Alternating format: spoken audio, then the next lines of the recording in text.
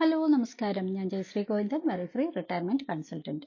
ഇന്നത്തെ നമ്മുടെ ചിന്താവിഷയം എന്ന് പറയുന്നത് ഫിനാൻഷ്യൽ പിരമിഡ്.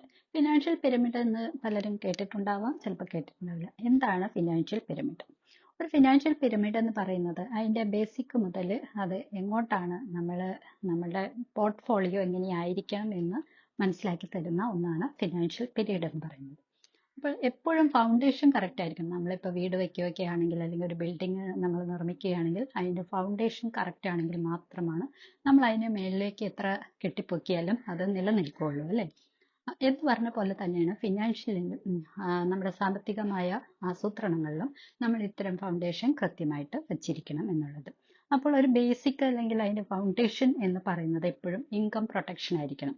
കാരണം നമ്മൾക്ക് കിട്ടിക്കൊണ്ടിരിക്കുന്ന ഇൻകത്തിനെ പ്രൊട്ടക്ട് ചെയ്തില്ലെങ്കിൽ നമുക്ക് നാളെ അത് നഷ്ടപ്പെട്ടാൽ ആകെ താറുമാറാവും. അപ്പൊ ഇൻകം പ്രൊട്ടക്ഷൻ എന്നുള്ളത് നമ്മളുടെ ഇപ്പോൾ കിട്ടുന്ന ഒരു ഇൻകത്തിന്റെ ഒരു 20% നമ്മൾ അതിനു വേണ്ടിയായിരിക്കണം ചെലവാക്കുന്നത്. അപ്പൊ ആ 20% എന്ന് പറയുന്നത് ഇൻഷുറൻസിലും ആയിരിക്കണം. കാരണം ലൈഫ് ഇൻഷുറൻസ് എന്ന് പറയുന്നത് തന്നെ നമ്മുടെ ഇൻകം പ്രൊട്ടക്ട് ചെയ്യുന്നതിനോടൊപ്പം തന്നെ നമുക്ക് ഒരു വെൽത്ത് ക്രിയേഷനും കൂടി സഹായിക്കുന്നതാണ്. അപ്പോൾ നമ്മൾ ബേസിക് എപ്പോഴും ഫിനാൻഷ്യൽ പിരമിഡിന്റെ ബേസിക് എപ്പോഴും ഇൻകം പ്രൊട്ടക്ഷൻ ആയിരിക്കണം. അത് നമ്മൾ മിനിമം ഒരു 20% എങ്കിലും നമ്മൾ ഇൻഷുറൻസിലായിരിക്കണം ഇൻവെസ്റ്റ് ചെയ്യേണ്ടത്. അത് കഴിഞ്ഞതിന് ശേഷം നമുക്ക് അതിന് മുകളിലേക്ക് പണിയുമ്പോൾ അത് നമുക്ക് FD സേവിങ്സ് പോലെയുള്ള അത്തരം പോർട്ട്ഫോളിയോയിലേക്ക് നമുക്ക് ഇൻവെസ്റ്റ് ചെയ്യാം. അതിനുശേഷം റിയൽ എസ്റ്റേറ്റ് പോലെയുള്ള കാര്യങ്ങളിലേക്ക് നമുക്ക് അസറ്റ് ക്രിയേഷന് വേണ്ടിയിട്ട് നമുക്ക് ഇൻവെസ്റ്റ് ചെയ്യാം. അത് കഴിഞ്ഞാൽ ലോങ് ടേം ഗോൾസിന് വേണ്ടിയിട്ട്, ലോങ് ടൈം സേവിങ്സിന് വേണ്ടിയിട്ട് മ്യൂച്വൽ ഫണ്ട്, ഷെയർ മാർക്കറ്റ് അങ്ങനെയുള്ള കാര്യങ്ങളിലേക്ക് നമുക്ക് ഇൻവെസ്റ്റ് ചെയ്യാം.